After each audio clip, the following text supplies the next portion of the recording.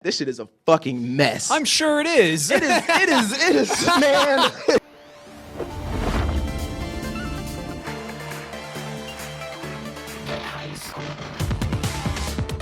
Recently, if you just saw our most recent movie review show on Wednesday, we talked about a movie, and it was Gertz's last movie review show. We talked about Tomb Raider.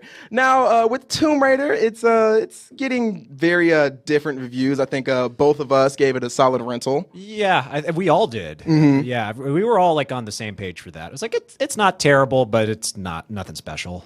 Yeah, it's nothing to write home about. No. And people, if you're like, what Tomb Raider? A Tomb Raider movie came out? Yeah, they're not really promoting it that hard because it's not doing that great when it comes to ratings. But here's a little snippet or from the trailer that we've had recently. What do you know about my father?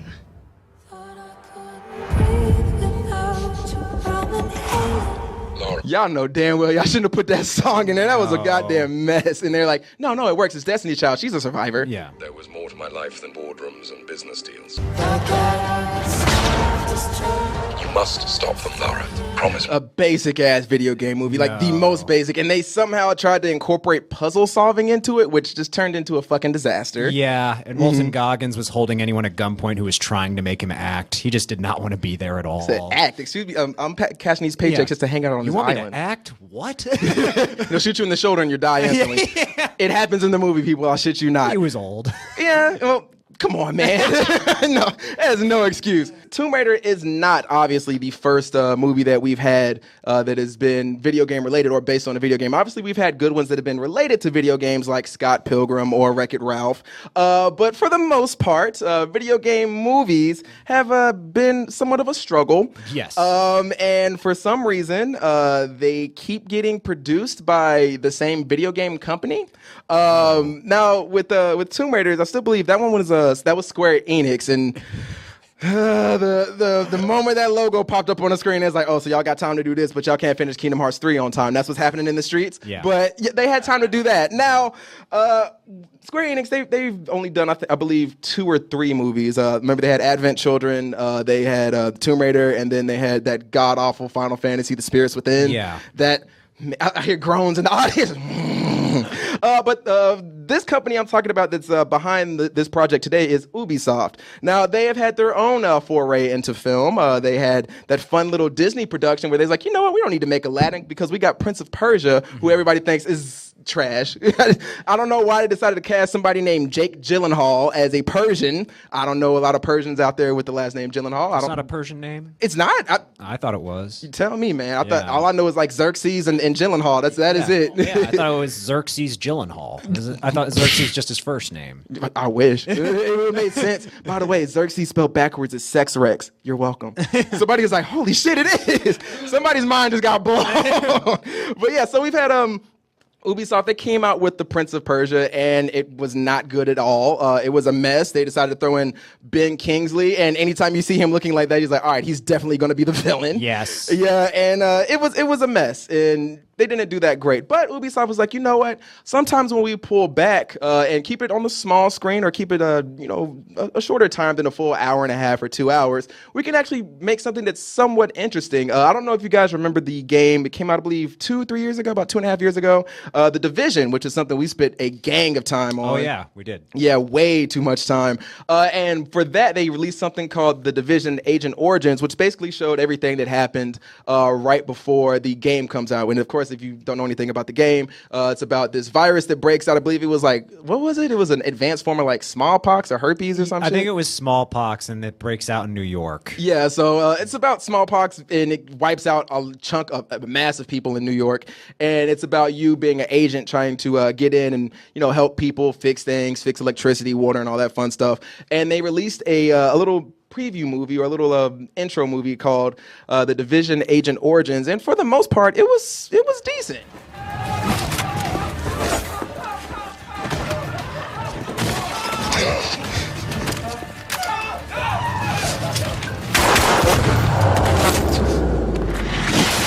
Slow-mo all all slow-mo. Some goofy looking shit, dude. It's goofy. It is. I'll give you that. It's 100% goofy, but it was free and it was only like 30 minutes. So they did not waste a full, 2 hours, an hour and a half of my life. It made me sit in silence. I could be at home violently high, eating Oreos and shit and watching this chick throw a pizza. Give me pizza. But yeah, so he was like, all right, maybe Ubisoft, they know what they're doing. They can produce something that's somewhat interesting. And then they said, you know what? We got that. We nailed down the action. We had a little bit of fun. Maybe we can get we can go back to the movie side and do some stuff that's maybe, in that hour and a half, 2 hours plus. And of course, we got this gem of a film that came out. And of course, Gertz and I just loved it. And we said we would much rather watch this movie than the newer Tomb Raider movie. I am a god, even though I'm a man of God.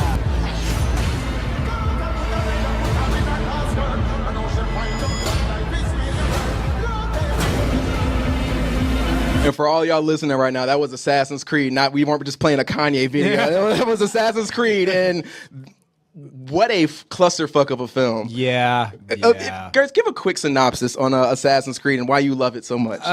That's not true, but I heard you say it, but go on. I mean, if you've played the games, you know what's going on. A guy in present day I believe he's on death row, and instead of being executed, he's taken to the secret facility where they hook him up to this machine called the Animus, or the Animus. And it allows them to access the memories of his ancestors through genetics, which doesn't really make any sense. And the movie's really boring and slow, and it makes every good actor in it look like they're terrible. Yeah. And it looks like it's shot through a jar of piss through half of it. That is a very apt description of Assassin's Creed. It's like a nasty-ass yellow color throughout. Yeah, somehow they managed to find a way to make, who was it, Brendan Gleeson, Jeremy Irons, Michael Fassbender. Marion Cotillard. Y'all about to say, what's the train lady's name? Marion Cotillard? Yeah, like all really good actors. Yeah, so you're thinking, all right, maybe Ubisoft should just quit making video game movies and stay away from that. But this is something that we got a flashback. I believe this was 2012, 2013. We had something that was legit cool. And again, it was something along the same lines as what they did with The Division, where they made the Agent Origins thing. They had a little promo video for, I believe it was for Far Cry 3, and it was called Far Cry 3 The Experience. And anybody who's played Far Cry 3 know it has been one of the best ones that they've had recently. And that it had a pretty badass villain by the name of Vaz? I always mess it up. It's Vaz? I think it's Vaz. Yeah, Vaz. And you're saying, what was so great about him? Well, people, here you go right here. Here's a little bit of the Far Cry experience. And I think he's probably been one of the best villains that we've had in a video game in a long time. Say hello to the internet peoples. Fuck! You psycho! I'm sorry, what did you say, Chris? What the fuck did you say? Ladies and gentlemen, don't forget to tune in our daily tortures. What? While I teach Chris how to be a man. Again, some dope shit. You're like, okay, this is a little weird, but they brought in somebody that's funny, as you heard him say, Christopher Mintz-Plasse, who played McLovin in Superbad. So you're like, oh yeah, I know that guy. And for the most part, they stayed pretty goofy, and that's kind of one of the things that Vaz was. He was kind of pseudo like the Joker. He had a bunch of little monologues, and he had probably one of the best speeches in video games I've ever told you about the definition of insanity. And he was a guy that he cracked jokes, but he was still threatening, and he was a great actor. Big ups to that guy. Now we have our Far Cry 5 coming out. People, I believe this is the 8th installment of Far Cry, the 5th one in the main series. And you think, what are the other 3? Primal, Instincts, and I think Vengeance was the other one. But we have Far Cry 5 coming out in 2 weeks. And with that, Ubisoft said, you know what? We crushed it. We did a good job with The Division Agent Origins. We did a good job with Far Cry 3's experience in that movie. We had some slip-ups with Assassin's Creed. Chill. And The Prince of Persia. But you ain't got to look at that shit. Chill. Shh. Now, people, they decided to go ahead and release this little mini-movie or this introduction to Far Cry 5 to let you know what's going on here. And people, if you don't know anything about Far Cry 5, it takes place in Hope County, Montana. There is a big fanatic religious cult out there that's taken over a whole entire county, and they are holding people hostage. And this movie seeks to give you a little bit more light as to what's going on in this new game. Now, Mark, he is accusing a group called Eden's Gate of taking control of his town and taking people against their will. You will be cleansed of your sins. you just saw that quick trailer right there. He's like, all right, that kind of looks interesting. Guys, from that trailer, what would you think this movie was about? It looks like a bunch of like racist rednecks have taken over a small town using religious extremism, and they're just killing people that kind of get in their way and stand in the way of their mission. I guess that's what I took away from. That's what you took away from this. Well, let me ask you this: from this movie, do you think it looks like it keeps kind of the same tones that something went with Far Cry 3, The Experience, or even the same kind of tone as Agent Origins? The way the footage looks, it looks pretty similar. Like it looks like they were shot using the same cameras. Like it looks kind of cheap, which I guess is okay. I mean, I don't think you have to pay for it or anything like that. And tonally, it feels a little bit, I think, more appropriate than the Division thing did, because I mean that felt like it was like trying to be kind of badass, but you got this woman throwing pizzas and shit, and it looks just kind of goofy. Like this is something that feels a little bit more extreme, so I think you have a little bit more license to kind of go goofy with it, so it might be a little bit more fitting for something like this. That's very fair. Now, people, in this Far Cry 5 Inside Eden's Gate, Gertz is right. It looks like it's been shot kind of cheap. It's shot with those same, like, I have an iPhone, let me make a movie really quick. But for the most part, they managed to keep a solid kind of scary tone. I mean, we've seen, of course, the white kids get lost in the woods and something terrible happens, whether it be people, mutants in the hills, or a psycho killer, or Jason jumping out of a lake to fuck you up. It's basically young adults who are going into the woods and something terrible happens. But for the most part, like I said, it keeps a rather solid tone. But the thing that sucks so bad about this trailer, and I didn't see this trailer before I watched the movie. I was like, oh, this movie is out. Let me check it out. It's on Amazon Prime if you ever want to get a chance to watch it. But before, like I said, I never saw this trailer. So when I watched this trailer, just a heads up to you people, this trailer is not cut out of order. This is the movie. Like, it's just like, so like when you see these people like shoot and run through the woods, this happens all in the exact same order. So like the person who was making this trailer was like, I don't give a damn. Final cut. Yeah. You got a trailer. Here you go. And I can add some tense music and some clock ticking or whatever. And you're like, all right, I can go in and have fun with this and just be a lazy ass, you trailer editor. But with this, they actually show some stuff that is somewhat creepy. One of the big things that was kind of scary in here is that they actually show there's this one guy. I wish he was in the trailer more. I would show him. But he hires these three guys. He hires this dude, and then the girl in the back. She's a Marine. Her name is Megan, and then the girl that's driving. Her name is Hannah. And so this guy says, hey, my sister's out here. She's been hanging out with this crazy ass dude. I don't understand what his goals are. I don't understand why he's doing these things. But apparently he's trying to tell people that he is the next coming or the voice of God at this moment. And this guy here, man, like he chews up scenery like nobody's business. It's like that kid from A Wrinkle in Time. Man. Your hero. He's like, I am God's voice. Do you like God? I was like, I'm sorry. Did you need a moment? Like I thought my streaming service was buffering. I was like, is this everything okay? But no. Forget a line there for a second. Nah, he's just in there like, what was the dude's name? What's your boy from Jupiter Ascending? No, Eddie Redmayne. Eddie Redmayne, but also in Blade Runner 2049. Oh, which guy? The Wallace. The guy, the dude that wanted, God damn it, Jared Leto. Oh, Jared Leto, yeah. He's like, oh, well, I'm doing this and fun things. Yeah, Jared Leto imitating Eddie Redmayne. Yeah, basically. So with this guy, you're like, all right, he even though he's taking forever to get his point across, he is somewhat threatening. And one of the things that's kind of cool in here is the way he actually indoctrinates his followers. He throws them in the lake, and they pour some kind of chemicals into it, which make them like hallucinate and freak out. And the next thing you know, they're mind controlled. I don't know what does this. If you can let me know, I'm gonna use it on Gertz to keep him here. But I don't know what this thing that they're using is to mind control these people. But somehow it works on most people, except for of course the badass Marine girl who's sitting here crying right now because she's about to be told to drink this shit. He's like, oh yeah, this works great. Just drink this, you'll have fun, and da da da. She's like, I don't want to. But yeah, for the most part, this keeps a suspenseful tone about itself. It tries to skirt that line between, all right, this is a horror movie to this is a suspense thriller. But outside of that, this shit is a fucking mess. I'm sure it is. It is, man. It is so bad. Like I'm watching it and I'm like, all right, maybe I can get into it. With Far Cry 3, when I first was watching that one, it took a second to get into it because you start off following Christopher Mintz-Plasse, and then Vaz comes in, and then all the drama happens. And then even with the the Division Agent Origins, it starts off kind of slow, and then you end up fighting people who were, carrying around flamethrowers and all this other stuff. So you're like, all right, maybe I can, get into this, and maybe it'll pick up. This movie, it never picks up. Like you saw that the scene in here where they're running from these people carrying guns, and there's a big shootout, and everything's supposed to be fine and everything's supposed to be action packed and stuff.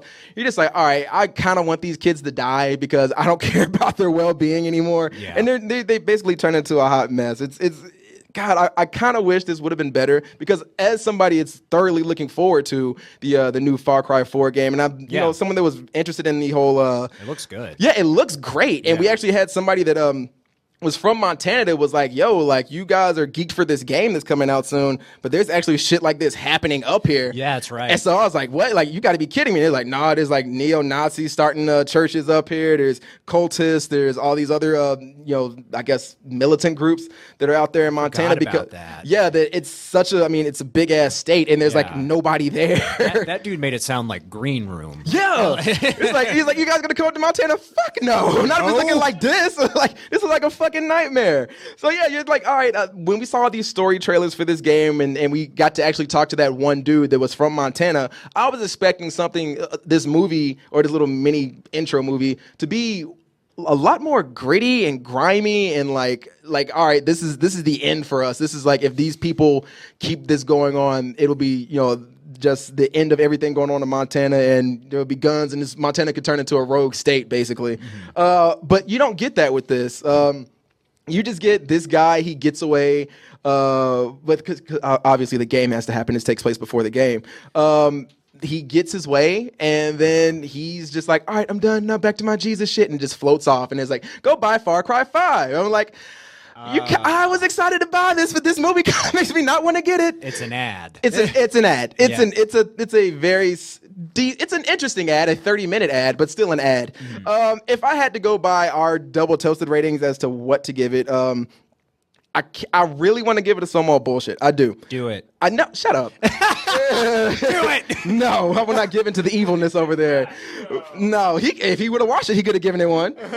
I can do it anyway. It's some old bullshit. He ain't seen it. Don't listen. There lies and deceit over here. But with Far Cry 5, Inside Eden's Gate, I'd have to give it a round. To be honest with you, they put forth an effort. Again, it's free. You can watch it at home if you have Amazon Prime, or if you just go on YouTube. I think it's already been stripped off of Prime anyway, so you can just go there and get it. Oh, really? So yeah, somebody ripped it, I'm sure, and put it up on YouTube. But yeah, it's a solid rental. If you have 30 minutes to kill, or you're just like, I don't know, you're going to the bathroom, take your phone with you and watch it. You're like, oh, this is interesting. All right, I'm done. So yeah, it's one of those films where it's like, all right, you had somewhat of a motive here. You had a goal, and yes, it still is advertisement, but unfortunately, it just kind of turned into a mess at the end. And I will give it to this. Some of the actors in here are okay. Like especially the girl that plays the Marine, Megan, I believe her name was. She's actually really good. So when she gets like captured and separated from her group, you're like, all right, I'm kind of a little nervous for her, but everyone, like, that guy's acting across the table from her, and you're just like, God damn it, just stop talking. Yeah. So overall, people, it's a rental. If you have Amazon Prime, go check it out. Again, it's free, and you should have a good time watching it. The one thing that got me though, and it kind of hurt me, was when the movie ends. And I was like, all right, I'm respect these people. I watched their little 30-minute thing. I watched it for free. Let me go ahead and watch all the credits and see what pops up at the very end. At the very end, this pops up. And I said no. I said no.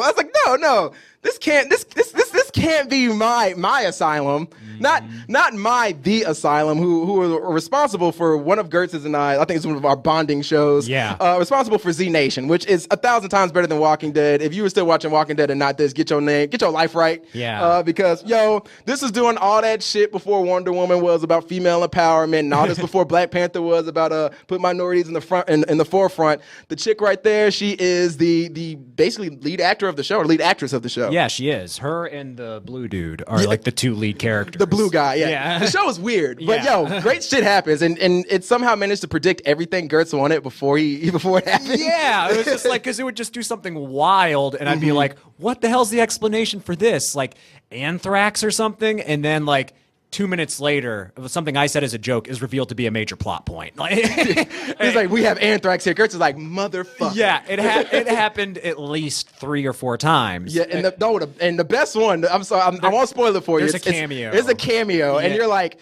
I was like, Gertz, listen, a very famous author is gonna pop up here, and you're like, man, da-da-da. Like, and he was like, man, I want the episode with that person. I'm not gonna say if it's a guy or a girl. And then 10 minutes later, boom, Gertz is like, fuck! He's like, God damn! Yeah. So, people, if you ever get a chance, watch The Walking Dead. I'm sorry, not The Walking. Oh, God! No! You're becoming Coleman, trying to get people to still watch that trash show. He can't even still watch it, though. You should stop doing that. But excuse me, watch Z Nation. It's a much better show. Now, when I thought this was when I saw this little title card at the end, I said, God damn it, Asylum Entertainment. You've gone from making shows that I enjoy, or movies that I enjoy, kind of like Sharknado and like all those things like mega octopus versus dinosaur or some shit. Yeah. And I was like, why did you make this trash? Turns out they're not the same company. There are 2 companies called Asylum. Yes, this is Asylum Entertainment, and they're owned by a Legendary company. I believe Legendary is the same people that made Tomb Raider, the Lara Croft one. Okay. Not the Lara Croft one, the Angelina Jolie one. So I was like, all right, that's a little rough. And then you have the Asylum, which does their own things. Now I had to double check this because I was like, I'm not sure if this is like the same company. So I went to their website, and I was like, you know what? I need to make sure these aren't the same people. And when I went to the website, people, I lost my fucking mind because apparently Asylum Entertainment has been around for a good minute, and they have been making like this stuff. And the one that got me was Bossip on weed. Now, for my melanin challenged people out there, Bossip is a see, like all the black people in the audience are like, yeah, we know what it is. For the people who don't know what Bossip is, it's black gossip. It was a website that's I believe based out of Atlanta, and I was like, all right, they kind of just handle things like who's sleeping with who's doing this with that person, da da da. But with this, I was like, Bossip has a TV show, and I clicked the little thing, and then this pops up, and I was like, why have y'all done this? They've got the biggest exclusives, access to the dirtiest dish. You know how hard her pimp game is? Gossip on WeTV. Premieres Thursday, July 6th. So if you want a bootleg version of TMZ, go check out Bossip on We. yo, man, that shit hurt me to the core. I was like, it was like 2 a.m. I was like, why does this exist? Just like lying awake, just like, no. Yeah, I was half asleep and I saw that and I was like, I'm awake. I can't go to sleep now. I'm so mad. I was so mad. I was so mad. So why have you guys done this? But you know what? The one good thing that came out of that was I found out that they are not the people who are associated with the Asylum. Yeah. And I was happy for that because, Gertz, where would we be without that classic, amazing movie from the Asylum called Zombies?